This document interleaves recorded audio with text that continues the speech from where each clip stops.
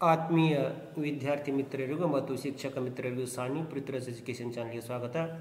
ಆತ್ಮೀಯರೇ, ನಾವು ಇವತ್ತು ವಿಡಿಯೋದಲ್ಲಿ ಕರ್ನಾಟಕ ಶಾಲಾ ಪರೀಕ್ಷೆ ಮತ್ತು ಮೌಲ್ಯ ನಿರ್ಣಯ ಮಂಡಳಿಯು 2024ರಲ್ಲಿ ನಡೆಸ್ತಾ ಇರುವ 8ನೇ ತರಗತಿಯ ವಿಜ್ಞಾನ ವಿಷಯದ ಮಾದರಿ ಪ್ರಶ್ನೆಯ ಒಂದು ಉತ್ತರಗಳನ್ನು ವಿಡಿಯೋದಲ್ಲಿ ಪ್ರಸ್ತುತಪಡಿಸ್ತಾ ಇದ್ದೀವಿ.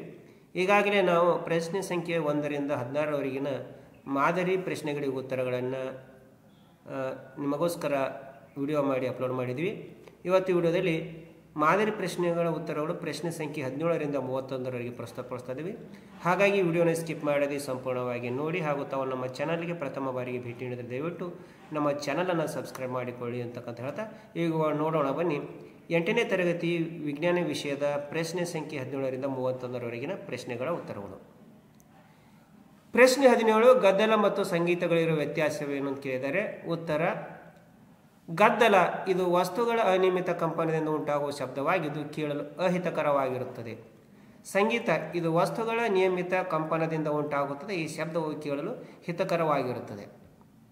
ಪ್ರಶ್ನೆ 18, ಪ್ಯಾರಾಮೀಸಿಯಂ ರಚನೆ ತೋರಿಸುವ ಚಿತ್ರ ಬರೆಯಿರಿ ಅಂತ ಕೇಳಿದರೆ ನೀವು ಈ ರೀತಿಯಾಗಿರ್ತಕ್ಕಂಥ ಒಂದು ಪ್ಯಾರಾಮೀಸಿಯಂ ಚಿತ್ರವನ್ನು ಪ್ರಾಕ್ಟೀಸ್ ಮಾಡಿ ಬರಿಬೇಕು. ಪ್ರಶ್ನೆ 19, ಅಂಡಜಗಳು ಮತ್ತು ಜರಾಯುಜಗಳು ಎಂದರೇನು? ಉತ್ತರ: ಅಂಡಜಗಳು ಮೊಟ್ಟೆಗಳು ನೀಡುವ ಪ್ರಾಣಿಗಳಿಗೆ ಅಂಡಜಗಳೆನ್ನುವರು, ಜರಾಯುಜಗಳು ಮರಿಗಳಿಗೆ ಜನ್ಮ ನೀಡುವ ಪ್ರಾಣಿಗಳಿಗೆ ಜರಾಯುಜಗಳೆನ್ನುವರು. ಪ್ರಶ್ನೆ 20, ಕೆಳಗೆ ನೀಡಿರುವ ಸರಳ ವಿದ್ಯುತ್ ಮಂಡಲದಲ್ಲಿ ಎಕ್ಸ್ ಭಾಗವನ್ನು ಕ್ರಮವಾಗಿ ಪೆನ್ಸಿಲ್ ಕಡ್ಡಿ, ಸಲ್ಫರ್ ಮತ್ತು ತಾಮ್ರ ತಂತಿಗಳನ್ನು ಜೋಡಿಸಿ ಪರೀಕ್ಷಿಸಲಾಗಿದೆ. ಯಾವ ಸಂದರ್ಭದಲ್ಲಿ ಬಲ್ಬ್ ಬೆಳಗುತ್ತದೆ? ಇದಕ್ಕೆ ಉತ್ತರ: ಪೆನ್ಸಿಲ್ ಕಡ್ಡಿ ಮತ್ತು ತಾಮ್ರ ತಂತಿಗಳನ್ನು ಜೋಡಿಸಿದಾಗ ಬಲ್ಬ್ ಬೆಳಗುತ್ತದೆ. ಮುಖ್ಯ ಪ್ರಶ್ನೆ ಸಂಖ್ಯೆ 3, ಎರಡು ಅಂಕದ ಪ್ರಶ್ನೆಗಳು 6 ಇರುತ್ತವೆ. ಇಲ್ಲಿ ಪ್ರಶ್ನೆ ಸಂಖ್ಯೆ 21, ಜಾರು ಘರ್ಷಣೆಯು ಸ್ಥಾಯಿ ಘರ್ಷಣೆಗಿಂತ ಕಡಿಮೆ ಇರುತ್ತದೆ, ವಿವರಿಸಿ ಅಂತ ಕೇಳಿದರೆ, ಅಥವಾ ಅಪಘರ್ಷಕಗಳು ಘರ್ಷಣೆಯನ್ನು ಹೇಗೆ ಕಡಿಮೆ ಮಾಡುತ್ತವೆ, ಉದಾಹರಣೆಯೊಂದಿಗೆ ವಿವರಿಸಿ ಅಂತ ಕೇಳಿದರೆ ಇದರಲ್ಲಿ ಯಾವುದಾದರೂ ಒಂದು ಉತ್ತರವನ್ನು ತಾವು ಬರೀಬೇಕು. ಈಗ ನೋಡೋಣ. ಜಾರು ಘರ್ಷಣೆಯು ಸ್ಥಾಯಿ ಘರ್ಷಣೆಗಿಂತ ಕಡಿಮೆ ಇರುತ್ತದೆ, ವಿವರಿಸಿ ಅಂತಕ್ಕಂಥದ್ರ ಉತ್ತರ: ಒಂದು ವಸ್ತುವು ಜಾರಲು ಪ್ರಾರಂಭಿಸಿದಾಗ ಅದರ ತಳದ ಮೇಲ್ಮೈಯಲ್ಲಿರುವ ಸಂಪರ್ಕ ಬಿಂದುಗಳು ಮತ್ತು ನೆಲದ ಮೇಲ್ಮೈಯಲ್ಲಿನ ಸಂಪರ್ಕ ಬಿಂದುಗಳೊಂದಿಗೆ ಬಂಧಿಸಿಕೊಳ್ಳಲು ಸಾಕಷ್ಟು ಕಾಲಾವಕಾಶ ದೊರೆಯುವುದಿಲ್ಲ. ಆದ್ದರಿಂದ ಜಾರು ಘರ್ಷಣೆಯು ಸ್ಥಾಯಿ ಘರ್ಷಣೆಗಿಂತ ಸ್ವಲ್ಪ ಕಡಿಮೆ ಇರುತ್ತದೆ. ಇದರಿಂದ ನಿಶ್ಚಲವಾಗಿರುವ ವಸ್ತುವನ್ನು ಚಲಿಸುವಂತೆ ಮಾಡುವುದಕ್ಕಿಂತ ಈಗಾಗಲೇ ಚಲನೆಯಲ್ಲಿರುವ ವಸ್ತುವನ್ನು ಚಲನೆಯಲ್ಲಿಯೇ ಇರಿಸುವುದು ಸುಲಭವಾಗುತ್ತದೆ. ಈಗ ಅಥವಾ ಅಂತಕ್ಕಂಥ ಪ್ರಶ್ನೆ ಉತ್ತರ: ಅಪಘರ್ಷಕಗಳು ಘರ್ಷಣೆಯನ್ನು ಹೇಗೆ ಕಡಿಮೆ ಮಾಡುತ್ತವೆ, ಉದಾಹರಣೆಯೊಂದಿಗೆ ವಿವರಿಸಿ ಕೇಳಿದರೆ ಉತ್ತರ: ಘರ್ಷಣೆಯನ್ನು ಕಡಿಮೆ ಮಾಡುವ ಪದಾರ್ಥಗಳನ್ನು ಅಪಘರ್ಷಕಗಳು ಎನ್ನುತ್ತಾರೆ. ಯಂತ್ರದ ಚಲಿಸುವ ಭಾಗಗಳ ನಡುವೆ ಎಣ್ಣೆ, ಗ್ರೀಸ್ ಅಥವಾ ಗ್ರಾಫೈಟ್ ಅನ್ನು ಬಳಸಿದಾಗ ಅಲ್ಲಿ ಒಂದು ತೆಳುವಾದ ಪದರವು ಏರ್ಪಟ್ಟು ಚಲಿಸುವ ಮೇಲ್ಮೈಗಳು ಪರಸ್ಪರ ನೇರವಾಗಿ ಉಜ್ಜುವುದಿಲ್ಲ. ಅನಿಯತೆಗಳ ಪರಸ್ಪರ ಬಿಗಿತದ ನಿವಾರಣೆ ಹೆಚ್ಚಿನ ಮಟ್ಟದಲ್ಲಾಗಿ ಚಲನೆ ಸುಗಮವಾಗುತ್ತದೆ. ಪ್ರಶ್ನೆ 22, ನ್ಯೂನತಾ ವಲಯ ಎಂದರೇನು? ಭೂಕಂಪದ ತೀವ್ರತೆಯನ್ನು ಅಳೆಯುವ ಸಾಧನ ಯಾವುದು? ಉತ್ತರ ಏನು ಬರೀಬೇಕಂದ್ರೆ, ಭೂಕಂಪಗಳು ಸಾಮಾನ್ಯವಾಗಿರುವ ದುರ್ಬಲ ವಲಯಗಳನ್ನು ಸಿಸ್ಮಿಕ್ ವಲಯ ಅಥವಾ ನ್ಯೂನತಾ ವಲಯ ಎನ್ನುವರು. ಭೂಕಂಪದ ತೀವ್ರತೆಯನ್ನು ಅಳೆಯುವ ಸಾಧನ ರಿಕ್ಟರ್ ಅಳತೆ ಮಾಪನ.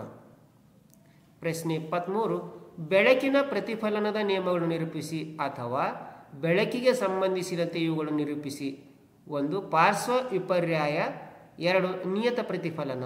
ಇದರಲ್ಲಿ 2ರಲ್ಲಿ 1 ಬರೀಬೇಕು.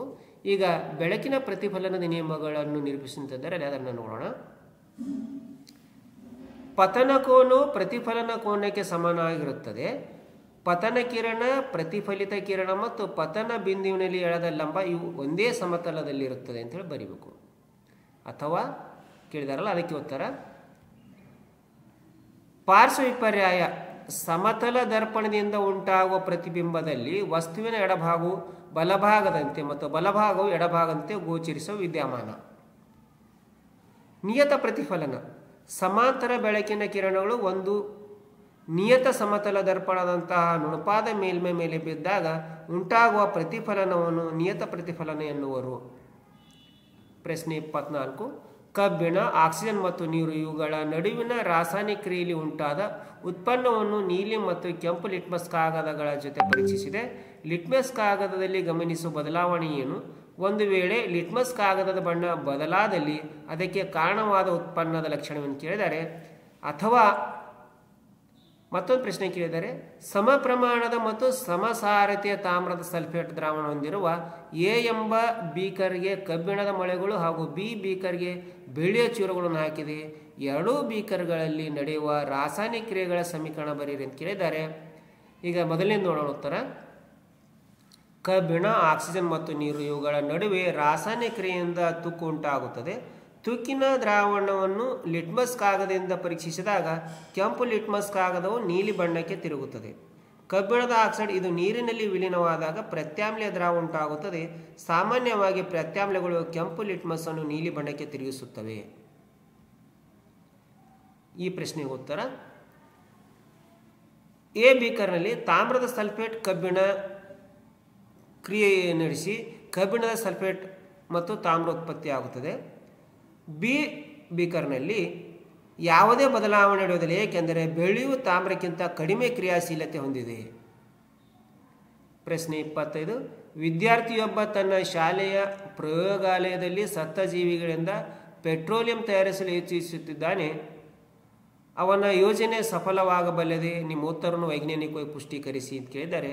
ಉತ್ತರ: ವಿದ್ಯಾರ್ಥಿ ಯೋಜನೆ ಸಫಲವಾಗುವುದಿಲ್ಲ, ಏಕೆಂದರೆ ಪೆಟ್ರೋಲಿಯಂ ಸತ್ತ ಜೀವಿಗಳು ಗಾಳಿಯ ಅನುಪಸ್ಥಿತಿಯಲ್ಲಿ ಅಧಿಕ ತಾಪ ಮತ್ತು ಅಧಿಕ ಒತ್ತಡದಲ್ಲಿ ಮಿಲಿಯನ್ ಗಟ್ಟಲೆ ವರ್ಷಗಳ ಕ್ರಿಯೆಯ ಪರಿಣಾಮವಾಗಿ ಉಂಟಾದ ಉತ್ಪನ್ನವಾಗಿದೆ. ಆದರೆ ಪ್ರಯೋಗಾಲಯದಲ್ಲಿ ವ್ಯಕ್ತಿಯೊಬ್ಬನ ಜೀವಿತಾವಧಿಯಲ್ಲಿ ಈ ಕ್ರಿಯೆ ಸಾಧ್ಯವಾಗುವುದಿಲ್ಲ.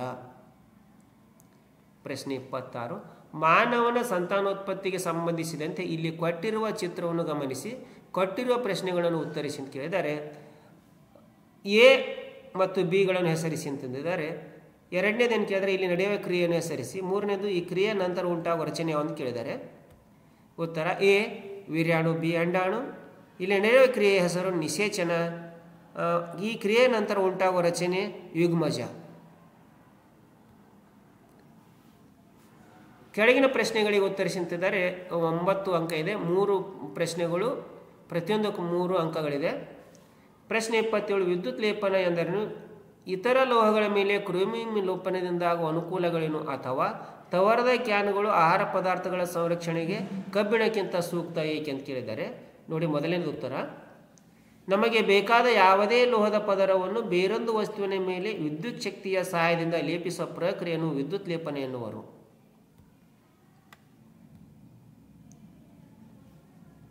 ಇಲ್ಲಿ ಕ್ರೋಮಿಯಂ ಲೇಪನದಿಂದ ಲೋಹಗಳು ವಿಶೇಷ ಹೊಳಪನ್ನು ಪಡೆಯುತ್ತವೆ, ಸಂಚರಣಕ್ಕೆ ಒಳಗಾಗುವುದಿಲ್ಲ ಹಾಗೂ ತೆರಚುವಿಕೆಗೆ ಒಳಗಾಗುವುದಿಲ್ಲ ಅಂತಕ್ಕಂಥದ್ದು.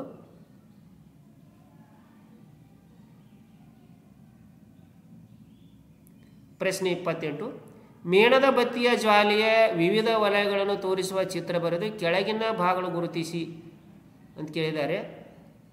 ಅದರ ಚಿತ್ರ ಈ ರೀತಿಯಾಗಿ ತಾವು ಪ್ರಾಕ್ಟೀಸ್ ಮಾಡಿ ಭಾಗಗಳು ಗುರುತಿಸಬೇಕು.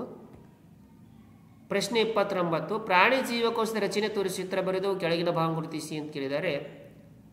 ಸೊ ಈ ರೀತಿಯಾದಂಥ ಚಿತ್ರಗಳಿಸಿ ಭಾಗಗಳನ್ನು ಗುರುತಿಸಬೇಕು. 4 ಅಂಕದ ಒಂದು ಪ್ರಶ್ನೆ ಇರುತ್ತೆ. ಪ್ರಶ್ನೆ ಸಂಖ್ಯೆ 30. ಎ ಮಲೇರಿಯಾ ರೋಗದ ಸಾಮಾನ್ಯ ನಿಯಂತ್ರಕ ಕ್ರಮಗಳು ಯಾವುವು ಅಂತ ಕೇಳಿದ್ದಾರೆ. ಬಿ ಪಾಶ್ಚರೀಕರಿಸಿದ ಹಾಲನ್ನು ಕುದಿಸದೇ ಸೇವಿಸಬಹುದು ಏಕೆ? ಅಥವಾ ಕ್ಷಯರೋಗದ ಸಾಮಾನ್ಯ ನಿಯಂತ್ರಕ ಕ್ರಮಗಳು ಯಾವುವು? ವಿನೆಗರ್ ಬಳಕೆಯು ಉಪ್ಪಿನಕಾಯಿ ಕೆಡುವಿಕೆ ತಪ್ಪಿಸುತ್ತದೆ ಏಕೆ ಅಂತ ಕೇಳಿದರೆ. ಅದರ ಉತ್ತರ: ಎ ಮಲೇರಿಯಾ ರೋಗದ ಸಾಮಾನ್ಯ ನಿಯಂತ್ರಕ ಕ್ರಮಗಳು ಸೊಳ್ಳೆ ಪರದೆ ಮತ್ತು ಸೊಳ್ಳೆ ವಿಕರ್ಷಕಗಳನ್ನು ಬಳಸುವುದು, ಕೀಟನಾಶಕಗಳನ್ನು ಸಿಂಪಡಿಸುವುದು ಹಾಗೂ ಸುತ್ತಮುತ್ತಲಿನ ಪ್ರದೇಶದಲ್ಲಿ ನೀರು ನಿಲ್ಲದಂತೆ ನೋಡಿಕೊಳ್ಳುವುದು. ಬಿ ಪಾಶ್ಚರೀಕರಿಸಿದ ಹಾಲು ಹಾನಿಕಾರಕ ಸೂಕ್ಷ್ಮಜೀವಿಗಳಿಂದ ಮುಕ್ತವಾಗಿರುವುದರಿಂದ ಕುದಿಸದೆ ಅದನ್ನು ಸೇವಿಸಬಹುದು. ನೆಕ್ಸ್ಟ್ ಪ್ರಶ್ನೆಗೆ ಉತ್ತರ. ಕ್ಷಯರೋಗದ ಸಾಮಾನ್ಯ ನಿಯಂತ್ರಕ ಕ್ರಮಗಳು ಯಾವ ಅಂತ ಕೇಳಿದರೆ. ರೋಗಿಯನ್ನು ಸಂಪೂರ್ಣವಾಗಿ ಪ್ರತ್ಯೇಕವಾಗಿರಿಸುವುದು, ರೋಗಿಗೆ ಸೇರಿದ ವಸ್ತುಗಳನ್ನು ಇತರರಿಂದ ದೂರ ಇರಿಸುವುದು, ಸೂಕ್ತ ವಯಸ್ಸಿನಲ್ಲಿ ಲಸಿಕೆ ನೀಡುವುದು. ಬಿ ಉಪ್ಪಿನಕಾಯಿಯಲ್ಲಿ ವಿನೆಗರ್ ಬಳಸುವುದರಿಂದ ಅಲ್ಲಿ ಬ್ಯಾಕ್ಟೀರಿಯಾಗಳ ಬೆಳವಣಿಗೆ ಆಗುವುದಿಲ್ಲ, ಕಾರಣ ಉಪ್ಪಿನಕಾಯಿ ಕೆಡುವುದಿಲ್ಲ. ಕೊನೆಯ ಪ್ರಶ್ನೆ, ಪ್ರಶ್ನೆ ಸಂಖ್ಯೆ 31. ಇದು 5 ಅಂಕದ ಪ್ರಶ್ನೆ ಇದೆ. ಎ, ವಸ್ತುವಿನ ಮೇಲೆ ಬಲ ಉಂಟು ಮಾಡೋ ಪರಿಣಾಮಗಳನ್ನು ಪಟ್ಟಿ ಮಾಡಿ.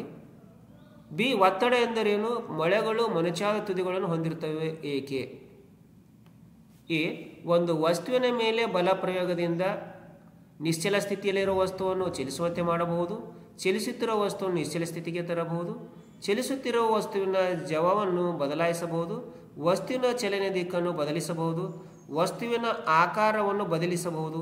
ವಸ್ತುವಿನ ಸ್ಥಿತಿಯಲ್ಲಿ ಯಾವುದೇ ಬದಲಾವಣೆ ಆಗದೇ ಇರಬಹುದು. ಬಿ, ಒಂದು ಏಕಮಾನ ವಿಸ್ತೀರ್ಣದ ಮೇಲೆ ಪ್ರಯೋಗವಾಗಿರುವ ಬಲವೇ ಒತ್ತಡ. ಮೊಳೆಗಳು ಚೂಪಾದ ತುದಿಗಳನ್ನು ಹೊಂದಿರುತ್ತವೆ ಏಕೆಂದರೆ ಚೂಪಾದ ತುದಿಯ ವಿಸ್ತೀರ್ಣ ಕಡಿಮೆ ಇರುವುದರಿಂದ ಅದನ್ನು ಗೋಡೆಗೆ, ಮರದ ತುಂಡಿಗೆ ಹೊಡೆಯುವಾಗ ಹೆಚ್ಚಿನ ಒತ್ತಡದಿಂದಾಗಿ ಮೊಳೆಗಳು ಒಳಗೆ ಹೋಗಲು ಸಹಾಯಕವಾಗುತ್ತದೆ. ಧನ್ಯವಾದಗಳು ಆತ್ಮೀಯರೇ. ಇಲ್ಲಿಯವರೆಗೆ ಕರ್ನಾಟಕ ಪರೀಕ್ಷಾ ಮಂಡಳಿ ಒಂದು 8ನೇ ತರಗತಿ ಮೌಲ್ಯಾಂಕನ ಪರೀಕ್ಷೆಗೆ ಹೊರಡಿಸಿರ್ತಕ್ಕಂತಹ ಅಥವಾ ತಯಾರಿಸಿದ ಮಾದರಿಯ ಪ್ರಶ್ನೆಗೆ ಉತ್ತರಗಳನ್ನು ಯಾವ ರೀತಿಯಾಗಿ ಬರೀಬೇಕನ್ನೋದನ್ನು ಕ್ರಮ ಸಂಖ್ಯೆ 17ರಿಂದ 31ರವರೆಗಿನ ಪ್ರಶ್ನೆಗಳಿಗೆ ಉತ್ತರವನ್ನು ನಾವು ಈ ವಿಡಿಯೋದಲ್ಲಿ ಪ್ರಸ್ತುತಪಡಿಸ್ತೀವಿ. ಹಾಗಾಗಿ ಈ ವಿಡಿಯೋನ ಸಂಪೂರ್ಣವಾಗಿ ನೋಡಿದ್ದಕ್ಕೆ ತಮ್ಮೆಲ್ಲರೂ ಧನ್ಯವಾದಗಳು.